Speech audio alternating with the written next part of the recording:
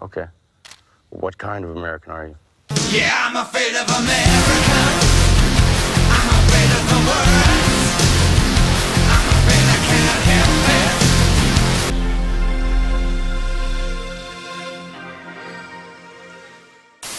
Bonsoir à tous et soyez bienvenus pour cette nouvelle review qui va être consacrée à Civil War, réalisé par Alex Garland, nul autre que le grand scénariste de 28 jours plus tard et de Sunshine, avec son pote réalisateur Donny Boy, que je vous conseille fortement.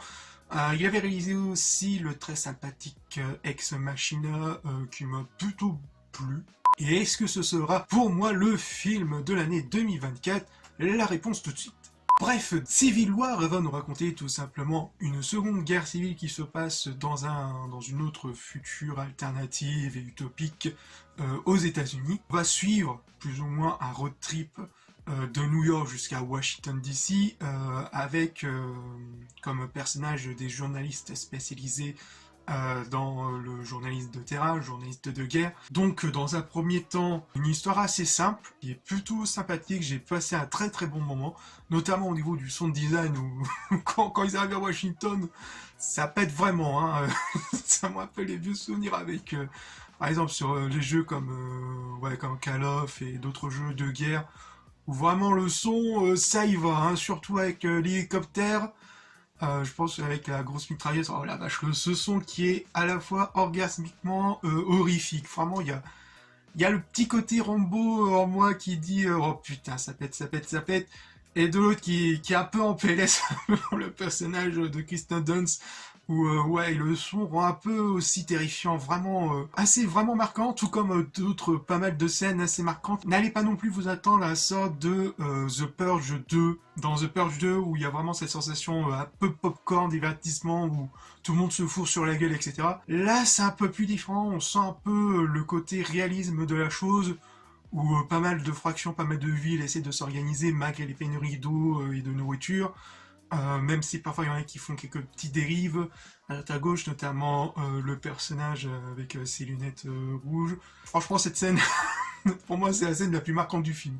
Elle est en riche en tension et durant tout le film, il n'y a pas de musique de BO composée originalement. Il n'y a que quelques musiques un peu single qui ressortent de temps en temps.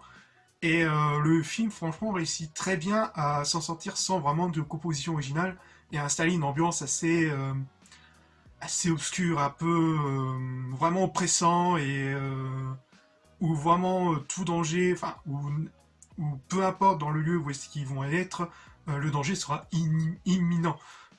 Et il y a un point aussi de non-retour, il y a une sorte de point de non-retour, notamment quand ils vont rencontrer plus ou moins par hasard les deux snipers qu'on voit dans la bande-annonce. Pour moi, c'est le point de non-retour où ils choisissent le chemin le plus rapide au lieu de prendre l'autre chemin un peu plus court, voire même un peu plus safe, si on peut dire ça comme ça, malgré tout le bordel qu'il y a. Concernant les personnages sont assez intéressants. Le personnage de Kirsten Dunst, qui est un peu la journaliste, qui a vraiment vécu des choses assez terrifiantes, assez marquantes dans sa vie durant ses autres voyages dans d'autres pays en guerre, et puis constater qu'au final, malgré tous ces, on va dire, avertissements, voilà, faut pas faire ci, faut pas faire ça, tout comme pète, et ça doit faire vraiment bizarre de retrouver cette même ambiance, cette même ambiance un peu terrifiante et dramatique sur son propre territoire. Il y a aussi l'autre journaliste un peu cool, voilà, un peu branché, un peu dragueur, qui est assez cool, et il y a aussi l'autre journaliste, un peu le vieux sage, qui donne vraiment des conseils, et franchement parfois il ferait mieux d'écouter ses conseils, parce que par la suite c'est assez ouf. Enfin, et puis il y a une petite nouvelle qui est un peu la fangirl du personnage de Kirsten Dunst, qui va elle aussi en prendre vraiment un gros coup comme première expérience de journaliste de guerre. Voilà, donc des personnages assez intéressants qu'on va les suivre tout au long de l'aventure. J'ai pas vraiment sensation de lourdeur ou de longueur. Le film dure vraiment 1h49 je crois, et franchement je les ai pas vus passer. Il y a un très bon rythme au niveau du film qui impose vraiment son ambiance, et chaque situation est parfaitement coordonnée.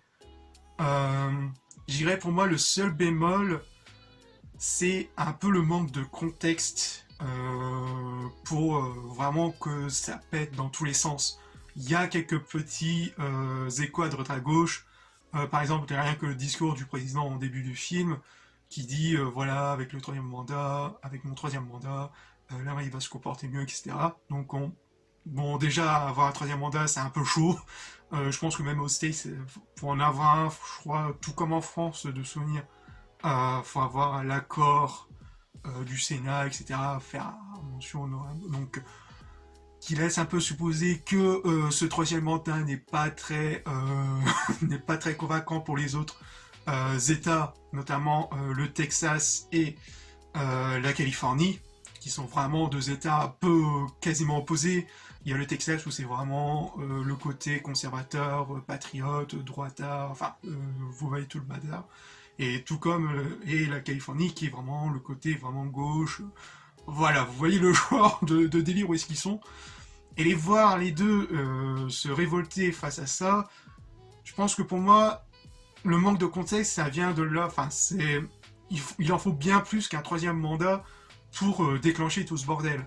Et justement, j'aurais préféré que le film, enfin, du moins que les personnages, les journalistes, interrogent les civils, par exemple, quand ils arrivent à un endroit quelconque, notamment l'endroit avec la nana qui tient dans son magasin de vêtements, où le mec, le journaliste un peu cool, il aurait pu poser d'autres questions, un peu genre, selon vous, cette guerre civile n'aurait pas lieu si le président n'aurait pas pu voter d'autres lois qui auraient pu mettre un truc du genre, quoi. Je pense qu'un peu de contexte ça aurait pas fait de mal pour en apprendre un peu plus sur tout ce bazar. C'est un peu dommage, mais sinon le film est assez prenant. Il réussit plus ou moins à rentrer vraiment dans le deal. On rentre directement dans le deal dès l'intro. Juste après le discours du président, on sent vraiment la tension qu'il existe au sein même de la population.